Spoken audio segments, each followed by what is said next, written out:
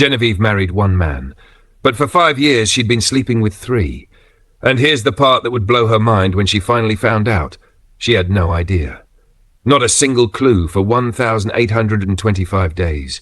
3 identical triplet brothers had been taking turns being her husband. Monday night, Genevieve made love to Taemin. Wednesday, it was actually his brother Daemin pretending to be him.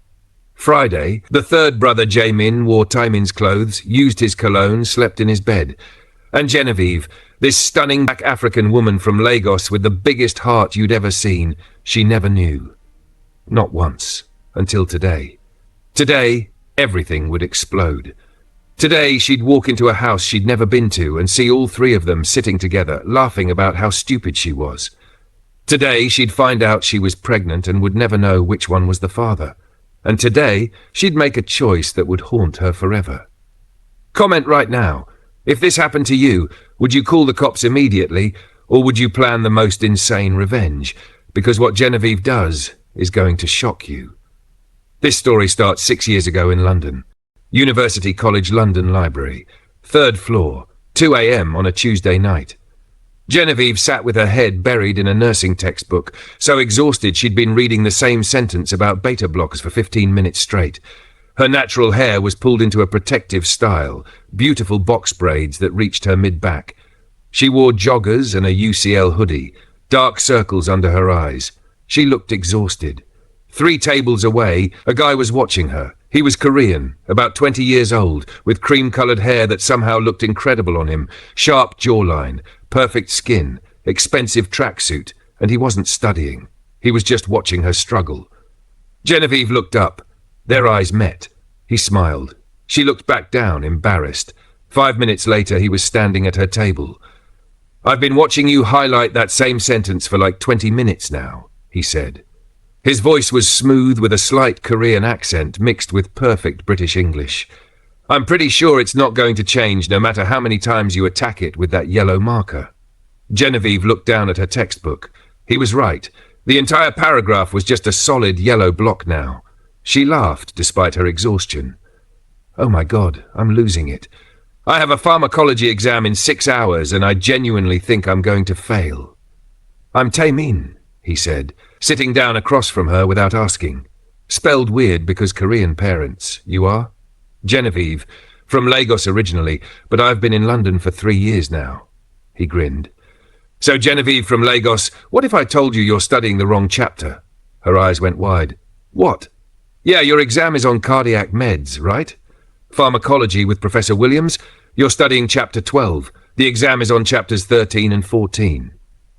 Genevieve felt her soul leave her body. "Are you serious right now?" "Dead serious. I took that module last year. Professor Williams does the same thing every year. Everyone studies 12 because that's what the syllabus says, but she always pulls questions from 13 and 14. "Oh my God, you just saved my life." "I know," he said, and that smile could have lit up the entire library. "Which means you owe me. Coffee tomorrow? There's this brilliant place in Shoreditch that makes incredible lattes." And that's how it started. One conversation at 2 a.m. in a library. The coffee date turned into study sessions. Study sessions turned into actual dates. Within 3 months, Taemin was Genevieve's boyfriend. Within 6 months, she was completely in love. And Taemin seemed perfect. Absolutely perfect. He showed up outside her clinical placements at Royal London Hospital with coffee. Not just any coffee, but her exact order that she'd mentioned once 3 weeks earlier. Oat milk latte with caramel syrup, extra foam. He remembered every detail. He waited for her after 12-hour shifts, even when she texted saying she'd be late. He was just sitting there in his car at midnight in the hospital car park, ready to drive her back to her student accommodation. He learned about her Nigerian culture. He asked questions about Lagos, about her family, about Yoruba traditions. He even tried learning some Yoruba phrases to impress her mother during video calls. Her mum would laugh at his pronunciation, but she was clearly charmed. He met her family when they flew to London for her graduation. Her father was this stern Nigerian businessman who'd never approved of anyone Genevieve had dated. But he sat down with Taemin and they talked about investments and international business for 3 hours. At the end, her father pulled Genevieve aside and said in Yoruba, This one is different. He has substance. He looks at you like you're the sun. Don't let him go." Her mother was even more direct. After one dinner, she called Genevieve and said, "Jenny, I've been praying for you to find a good man since you were 16.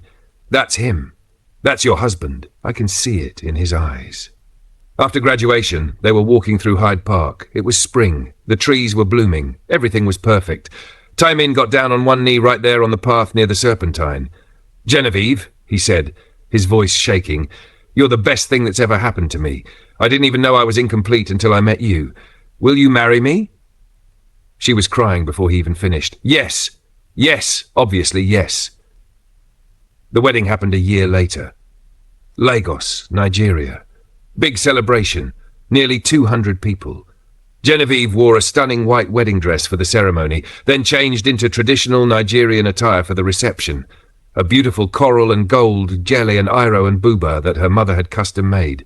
When she walked down the aisle, Taemin was crying, actual tears running down his face. His hand shook when he reached for hers. His parents flew in from Seoul for the wedding. They were clearly wealthy, designer everything, expensive jewelry, that polished look that screamed serious money. But they were cold, polite but emotionally distant. They smiled in all the photos but barely interacted with Genevieve's large, warm, expressive Nigerian family. The cultural clash was obvious, and they left right after the ceremony. They didn't even stay for the reception where the real celebration happened. "Don't take it personally," Taemin told Genevieve that night. "My parents are just really traditional. Korean culture can be reserved. They're not used to the warmth of Nigerian culture. They'll warm up eventually, I promise." Genevieve believed him. Why wouldn't she? At this point, she trusted this man with her entire life. She had no idea that his parents knew exactly what was about to happen to her. Genevieve and Taemin moved to London after the wedding in Lagos. He got a high-paying job at an investment bank in Canary Wharf. She got hired at Great Ormond Street Hospital, the famous children's hospital. They rented a beautiful flat in Notting Hill with high ceilings and a small balcony overlooking the street. The first year was everything Genevieve had ever dreamed a marriage could be. Taemin left little notes in her bag that she'd find during her shifts at the hospital. "Miss you already, and can't wait to see you tonight," written on bright post-its. He cooked her favourite Nigerian dishes. He'd learned how to make jollof rice and properly season it. He even attempted pounded yam, though that didn't turn out quite right, and they'd laughed about it together. He taught her Korean phrases in bed at night. "Sarangae," he'd whisper. "I love you." "Nai sarang." My love. The sex was incredible, the kind that made the rest of the world disappear completely. Slow and intense and overwhelming in the best way. Afterward, he'd hold her so tight she could barely breathe. "I can't believe you're real," he'd tell her in the darkness. "I keep thinking I'm going to wake up and this is all going to be a dream." Genevieve felt the exact same way. She'd video call her best friend Amara back in Lagos almost daily, saying things like, "I married the most perfect man on earth," and "How did I get this lucky?" Amara would respond with laughing emojis, but she was genuinely happy for her friend. Everything was perfect. Until month 14. That's when everything started to change. It started on a Tuesday morning in their Notting Hill flat.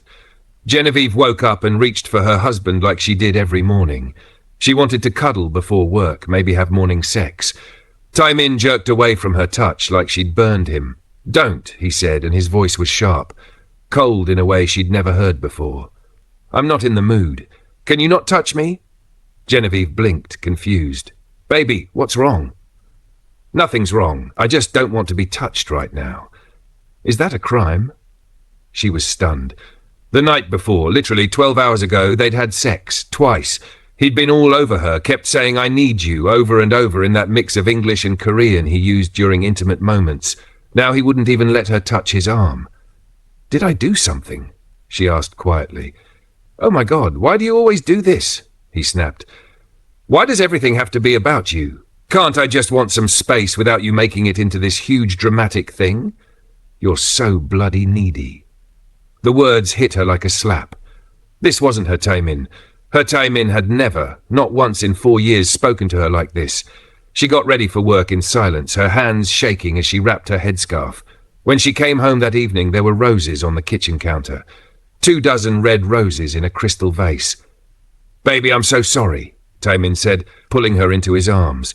"Work has been mental. I'm stressed about this massive deal we're closing. I shouldn't have taken it out on you. Please forgive me." He seemed so genuine, so remorseful. His eyes were actually watering. Genevieve forgave him immediately. Everyone has bad days, right? But then it happened again 3 days later. A different kind of mood swing this time. Genevieve came home from a brutal shift at Great Ormond Street. One of her patients, a 7-year-old girl with leukemia named Sophie, had coded. They'd almost lost her. Genevieve had done chest compressions while Sophie's parents screamed in the corridor. They'd managed to bring her back, but Genevieve was emotionally destroyed. She walked in the door of their flat crying. Taemin was on the sofa watching football. He glanced at her. "What's wrong with you?" "Bad day," she managed through tears. "Really bad day at work. Can you just hold me for a minute?" He didn't move from the sofa. "I'm watching the match." "Tae, please, I just need—" "I said I'm watching the match," he interrupted, his voice completely flat and emotionless. "Can you go cry in the bedroom or something? You're being loud and I'm trying to concentrate." Genevieve stood there in the doorway, frozen. This was the same man who'd once driven across London in terrible traffic to bring her soup when she had the flu. Now he couldn't even pause his football match to comfort her after a traumatic day. She went to the bedroom and cried alone for 2 hours. The next morning, Taemin woke her up with breakfast in bed. Pancakes, bacon, fresh fruit, orange juice. "I was such a prat last night," he said, and he looked devastated. Actual tears in his eyes. "You came home upset, and I was cold to you.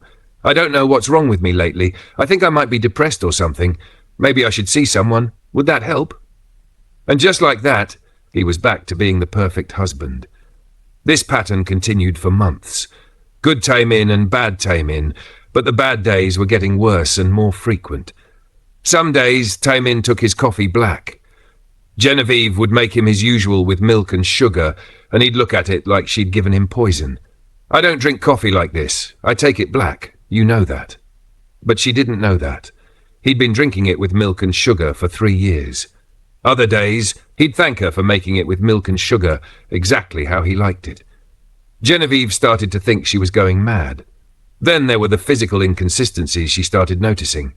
Some days, Taemin had this small scar on the back of his left hand, a thin white line near his knuckles. She'd asked him about it once, and he said he'd gotten it as a teenager in Seoul. Other days, when she looked for the scar, it wasn't there. His hand was completely smooth. "Baby, where's your scar?" she asked one morning over breakfast. He looked at her confused. "What scar?" "The one on your hand, from when you were younger."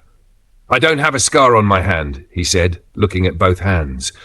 "I've never had a scar there. Are you feeling all right?" Genevieve started to genuinely question her own sanity. Then came the night that changed everything. They were having an argument in their Notting Hill flat. Genevieve couldn't even remember later what it was about. Something completely stupid. Maybe whose turn it was to take the bins out. The argument escalated. Voices got louder. And then, without any warning, Taemin's hand flew out and cracked across Genevieve's face. The sound echoed through their flat like a gunshot. Her cheek exploded with pain. Her vision blurred. She stumbled backward and caught herself on the kitchen counter. They both froze, just standing there in the kitchen, staring at each other. Then Taemin looked at his own hand like it belonged to someone else, like he'd just watched someone else's hand hit her. His face crumpled and he literally dropped to his knees on the kitchen floor. "Oh my God," he said, and his voice broke completely. "Oh my God, Genevieve, what did I just do? I'm so sorry. I don't know what happened. I would never. Please, oh baby, please forgive me." He was sobbing, actually sobbing like a child, tears and everything. Genevieve's face was throbbing, but she was so shocked she didn't even know what to do. Her husband had just hit her. Taemin, her sweet, gentle Taemin, had just slapped her across the face. She found herself kneeling down next to him. She was holding him while her cheek burned. "It's okay," she heard herself say, even though it wasn't okay at all. "It's okay. Everyone makes mistakes. We'll figure this out together." But it wasn't okay, and it would happen again. The next time was 3 weeks later. They were arguing about money. Taemin had made a large transfer to his family in Seoul without telling her. When Genevieve questioned it, he got defensive. "It's my money," he'd said. "It's our money. We're married. You want to talk about money? You, who came to this country with nothing. My family could buy your entire village in Nigeria." The words were so cruel, so deliberately designed to hurt, that Genevieve felt something break inside her. "That's not fair," she said, her voice shaking. "Fair? You want to talk about fair?" And then his hand was around her throat, slamming her against the refrigerator. "You don't get to question how I spend my money. You're lucky I married you at all." He let go and Genevieve collapsed to the floor, gasping for air. Then, just like before, Taemin looked horrified by his own actions. He was crying again, apologizing, saying he didn't know what came over him. But here's the worst part. 2 days later, Genevieve carefully brought up the incident. She was still wearing high-necked tops to cover the bruises on her throat. "Tae, we need to talk about what happened," she said gently. He looked at her with complete confusion. "What are you talking about?" "When you grabbed my neck, when you pushed me against the fridge." His confusion looked genuine. "Baby, I never did that." "What? When did I? I would never put my hands on you like that. Are you sure you're not thinking of a nightmare or something? Maybe you're stressed from work?" He looked so sincere, so genuinely confused and concerned. Genevieve pulled down her collar to show him the fingerprint bruises on her throat. His face went white. "Where did you get those? Did someone at the hospital? Did a patient's parent?" "You did this," Genevieve said. 2 days ago, you grabbed my throat and slammed me against the fridge." "I would never," he said, and he looked devastated. "Genevieve, I swear on everything I love, I would never hurt you like that. I don't remember doing that. Maybe you fell? Maybe." And that's when Genevieve started to really, truly think she was losing her mind. Genevieve called Amara on a Saturday afternoon, while Taemin was supposedly at the gym. She was sitting in her car in a Tesco car park, crying so hard she could barely breathe. "Jenny, what's going on?" Amara said immediately over WhatsApp video call. "What happened?" "I think I'm going crazy," Genevieve said through tears, switching between English and Yoruba. "I think there's something seriously wrong with me mentally." "What? Why would you say that?" "Things keep happening and then Tae doesn't remember them happening. Or he remembers them completely differently than I do. I have bruises on my body and I swear he gave them to me, but he says he didn't. Some days he's perfect and sweet and other days he's like a completely different person." There was a long pause on the other end of the line. "Genevieve, listen to me very carefully," Amara said, and her voice had gone serious. "This doesn't sound like you're going crazy. This sounds like he's gaslighting you. This sounds like abuse." "No," Genevieve said immediately. "No, Tae's not abusive. He would never—" "He's hitting you," Amara interrupted. "You just told me you have bruises. That's abuse, Jenny." "But he doesn't remember doing it. And some days he's perfect. Some days he's exactly like he used to be." "That's how abuse works," Amara said firmly. "If they were monsters all the time, you'd leave. They're good sometimes, so you stay. Listen, you need to talk to someone. Maybe come home to Lagos for a bit." "I can't leave," Genevieve said. "I love him. I married him, for better or worse, right?" "Jenny, please." "I'll be fine," Genevieve said, ending the call. When Genevieve got home, Taemin was making dinner. He'd made her favourite Nigerian stew. He'd bought flowers. He was playing Afrobeats, her favourite music. "Hey, beautiful," he said, kissing her softly. "I missed you. How was your day?" And he was so sweet, so perfect that Genevieve convinced herself Amara was wrong. But deep down, somewhere in her gut, she knew something was very, very wrong. She just had no idea how wrong it actually was. Genevieve had been raised in the church. Sunday morning services, Wednesday night Bible study, the whole thing. When life got hard, she prayed. But lately, she'd been too ashamed to really pray. How could she go to God and admit that her marriage was falling apart? That sometimes she was genuinely scared of her own husband? That she was failing at the one thing she'd promised to make work? One Sunday morning, Taemin said he was going to the gym. As soon as he left, Genevieve drove to this small Baptist church she'd found in Bronzeville, about 20 minutes from their apartment. She'd only been a couple times, but the people were warm and welcoming. She sat in the very back row and cried through the entire service. silent tears just streaming down her face, while the choir sang about grace and redemption and God's love. After the service, an elderly black woman named Mother Williams approached her. Mother Williams was one of those church mothers who seemed to know everyone and see everything. "Baby girl," Mother Williams said gently, sitting down next to Genevieve in the pew, "I don't know what you're carrying, but I can see the weight of it on your shoulders. Whatever darkness you're walking through, whatever secrets you're holding, God sees it all. And I promise you something. Every single secret that's hidden in the dark will eventually come into the light. That's not a threat, baby. That's a promise. And sometimes it's the only way we can heal." Genevieve nodded, unable to speak. That night, after Taemin fell asleep next to her, Genevieve got up.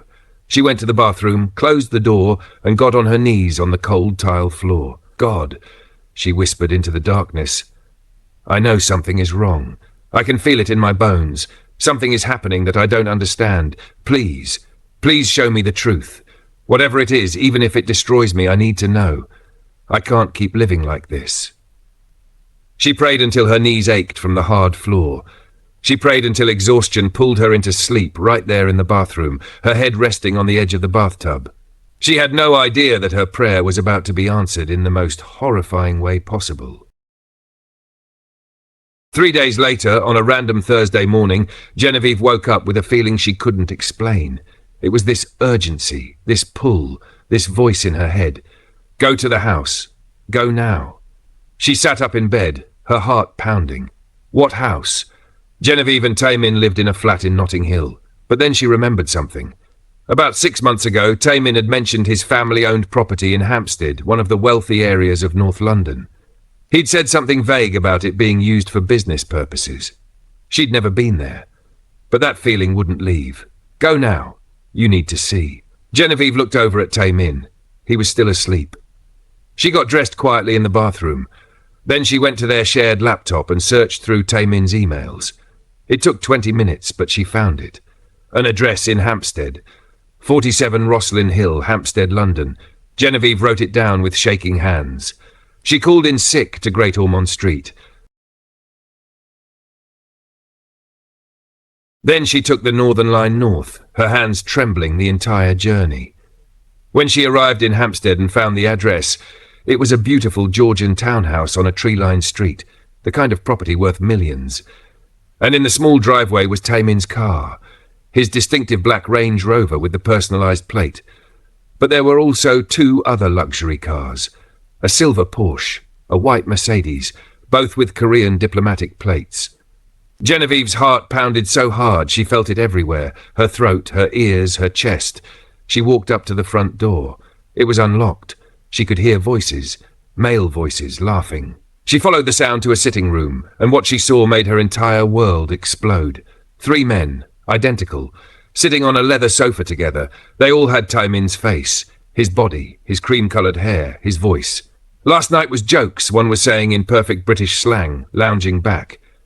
"She actually called me baby during sex. I had to proper bite my tongue not to laugh. 5 years, bruv. 5 years and she still can't tell."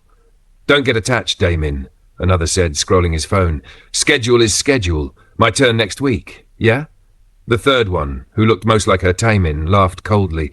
"Can you believe she still genuinely can't tell us apart? 1,825 days. She's honestly thick as pig shit." They all laughed. Genevieve stood frozen. Triplets. Her husband was a triplet, and all 3 had been pretending to be him for 5 years.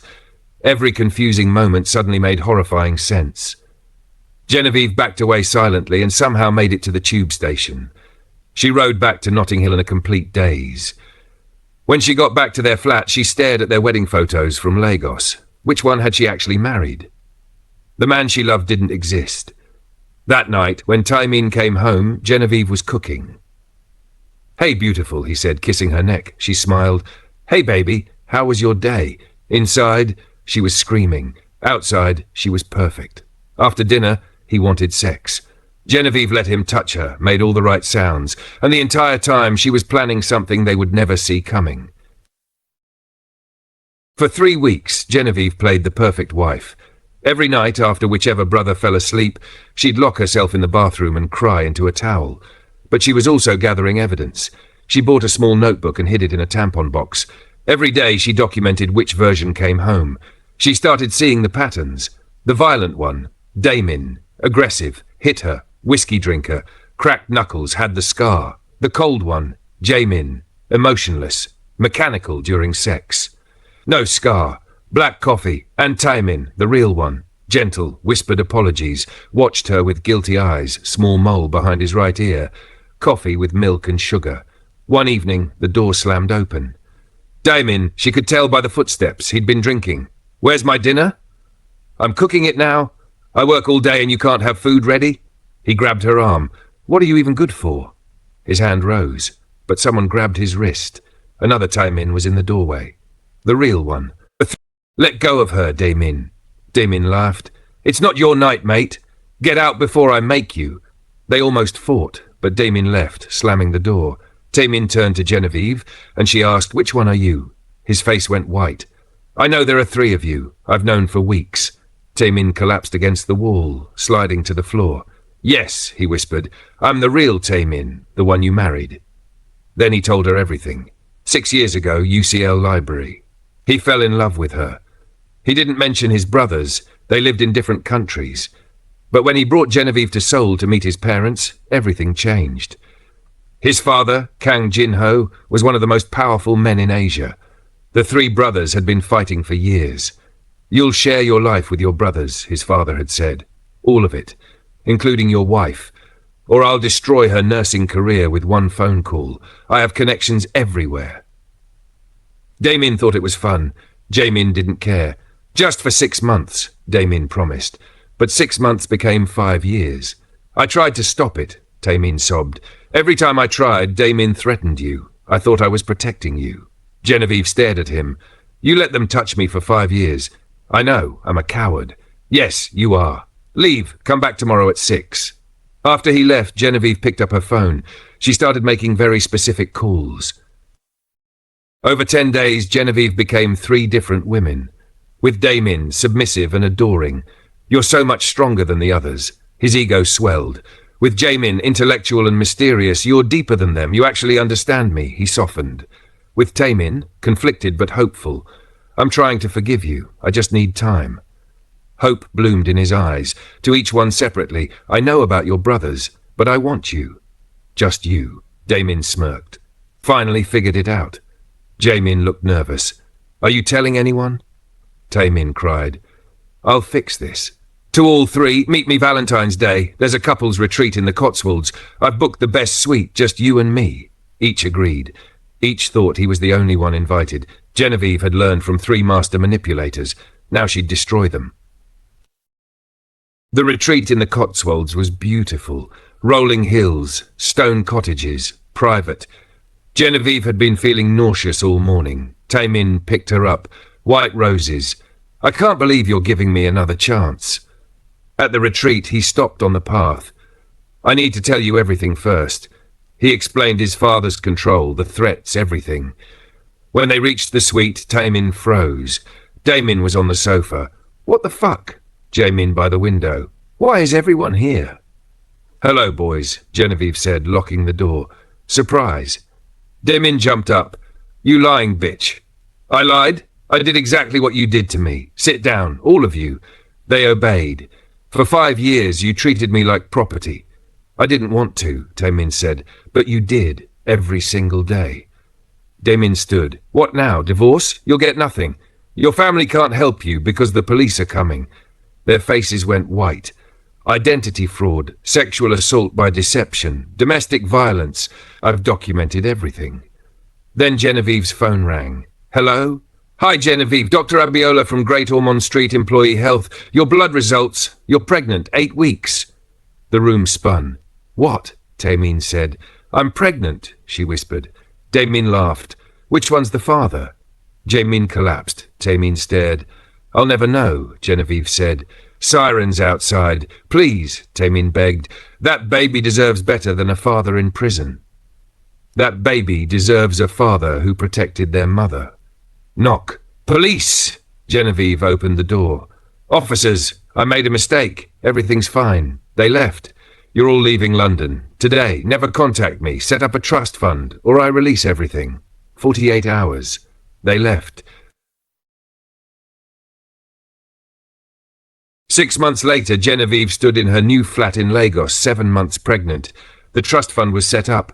She'd moved home. Therapy, new job at Lagos University Teaching Hospital. She kept the evidence locked away. That night her phone buzzed. Unknown number. A photo of her, pregnant, walking into her building. Taken today in Lagos. Below, did you really think we'd just disappear? We own you. We always will. And soon we'll own our child too. See you soon, wife. Genevieve dropped the phone. She ran to the window. A black Range Rover was parked across the street in Lagos traffic. Someone in the driver's seat, watching. She realized this would never be over. She'd made a deal with monsters. Monsters don't keep deals. One hand on her pregnant belly, one hand on her phone. The car didn't move. Someone was watching. If this story gets 50 likes or 10 comments, part 2 drops. What happens when they come back to Lagos? Does Genevieve run, fight, or something worse? Comment now. What should Genevieve do?